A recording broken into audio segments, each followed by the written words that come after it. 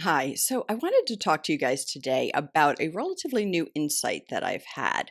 Now, it's not a new insight in terms of like totally new information, but it's a new connection and a new way to describe something that I think might be really helpful for all of you.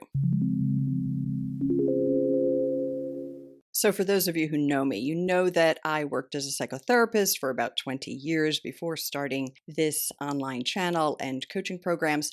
And one of my specialties was anxiety. So, a lot of the people who follow me right now are very interested in how do they lower their anxiety? How do they deal with, living a happier life, right? And if you are new here, by the way, welcome. Glad you're here. If you like this, please do subscribe. It's a big help. And I do have a ton of videos on anxiety. So you can also check all of those out. And also, recently, I began developing a series on boundaries. So, I have a boundary program and I've been putting videos out on boundaries. And I know the people who are following me primarily for anxiety are not necessarily checking in with the boundary videos and vice versa. So, as I was thinking about this, I realized that anxiety is actually fundamentally a boundary problem. And I want to explain what I mean by that.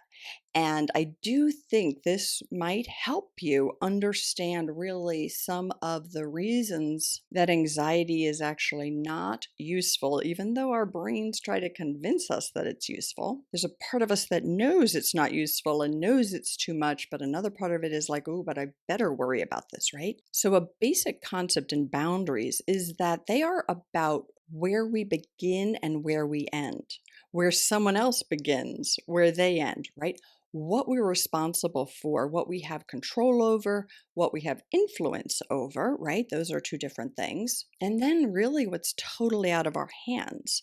So, good boundaries are really about understanding and navigating that space of where we have control, where we don't have control, what's healthy self care, what's reasonable caretaking of somebody else. How do we navigate that space of being an individual, right? Individuating, as well as the fact that we are interconnected not only with other humans, but also with the planet, also with the universe, right?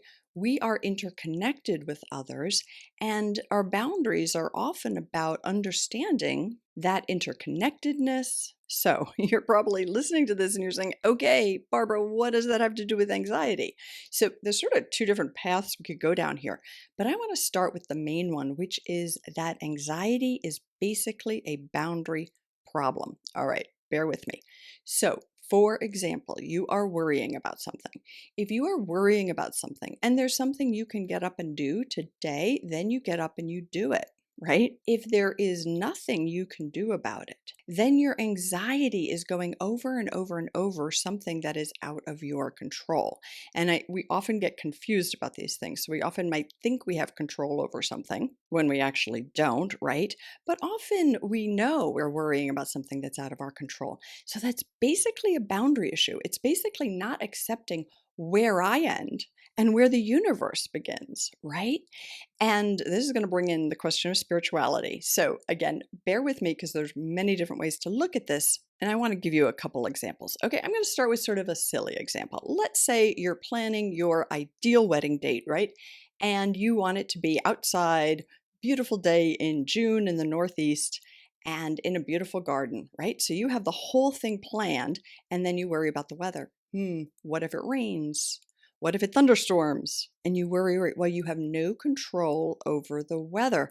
So what can you do? You can have a plan B, and then you can also refocus that the important thing is the event and the gathering and the being with loved ones, and not that it necessarily is going to exactly match the picture in your head because we don't have control over the weather. So that's sort of an easy one for people to understand. But in those situations, many people would continue to worry and worry and worry. And what a damper, right? What a damper on a time in life that really should be enjoyed and exciting. And instead, it's a worry. Okay, let's take a slightly more complicated situation where you're worried family members are going to fight at the wedding. Okay, really unpleasant. We don't want that to happen. It's out of our control, right? I mean, obviously, you could try to put some things in place or, I don't know, keep them separated. There's some things you can do. But at the end of the day, that is also probably out of your control. So the worrying about it is actually a boundary problem. Your anxiety is not willing to accept where you end and others begin. Your anxiety is confused, right? Your anxiety thinks that by going around and over this issue, like some solution will pop up, right? But probably if that really is an issue in the family, no matter what solution you come up with, might work, might not work, out of your control. And obviously, we can go to much more intense situations, major storms coming. There's all sorts of things that we can feel anxious about, right? Life is uncertain, unpredictable. We don't always want to accept that. And our anxiety mechanism is a very, very old part of the human brain. Like it's a very ancient part of evolution, and it gets overactivated in us today, how we live compared to what we used to do. So let's say major storm coming. Okay, knowing that and being prepared for it, super useful. Do you need to leave the area, right? Do you need to put in place some safety measures? What do you need to put in place? And then after that, after you do what you can, that's reasonable, right? So a reasonable amount of worry to take care of a problem you can do something about, awesome.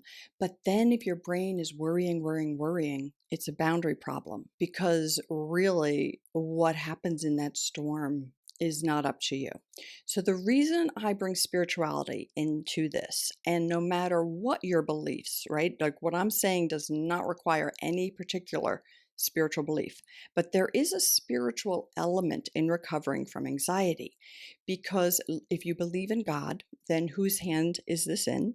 It's in God's hands, right? If you don't believe in a particular God and you believe in the universe, right? Or just nature, well, it's in nature's hands. It's not in your hands. Seeing ourselves as part of the larger whole can be super helpful, right? We are integrated with other humans. We are part of a universe. And so this actually comes to accepting where we are powerless, right?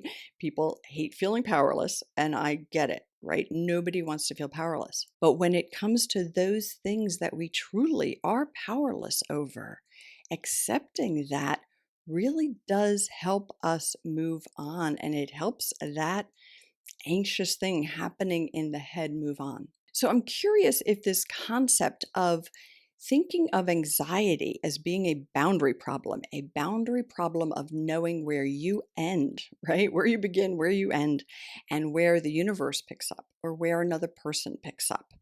And that's where we are trapped in anxiety is when we want somebody else to do something and we have no control over that, or we want the universe to do something and cooperate and we have no control over it. So I'm curious if that concept makes sense to you or you feel like it might be a helpful way to think about it. And then the big question, right? The big question of kind of like, what are we humans doing here? Like, what is this all about? Like the big picture. And that's where spirituality and some sense of being part of a whole can be helpful. A belief in a higher power can sometimes be helpful for people. And if you don't have that and you simply believe in science, well, that's an answer too, right? Really, any way that your sort of big picture view of the universe can be incorporated. And I'm also wondering whether that makes sense to you. So, yeah, give me some comments. Let me know. I think the concept of a benevolent higher power, right? I think that's easy for people to grasp. But when I just said that even if you simply believe in science, it is sort of a comfort that may not make sense to people. So I'm just going to explain that briefly. But if you really truly believe solely in science, there's like nothing else happening except for the chemical, scientific reactions, well, then we're born and then we will die and then we will be regenerated as trees and mushrooms and grass and other things. We will go back into the universe scientifically, right? Taking away the concept of a different level of existence, right? So if it's all scientific, okay, how can we have the best time now And I don't mean like the partying best time, but I mean, how can we be the happiest and live the most joyful lives we want to and help other humans, animals, the planet, wherever we'd like to put our focus, our families, simply ourselves. How can we take the uncertainty that exists in the universe and be as happy as we can today? Like, let's make this worth it. Let's make the best use of this life, this gift that we've been given, this life that we can, by focusing on what we can do to improve things, right? And get out of this tortured state of always worrying about things outside of ourselves. So, I did say earlier that there's another approach to the whole anxiety and boundary issue, which is that setting boundaries can make people anxious. Feeling anxious makes us not set boundaries. So, that's sort of a more typical line of conversation. And I will be bringing that into my boundary videos. But on this one, which really is seeing anxiety as a problem of knowing where we end, right? Hope this was helpful. Let me know. If you're not subscribed to my channel, please subscribe. If you like this video, give it a like. It's a big help, and I'll see you next week.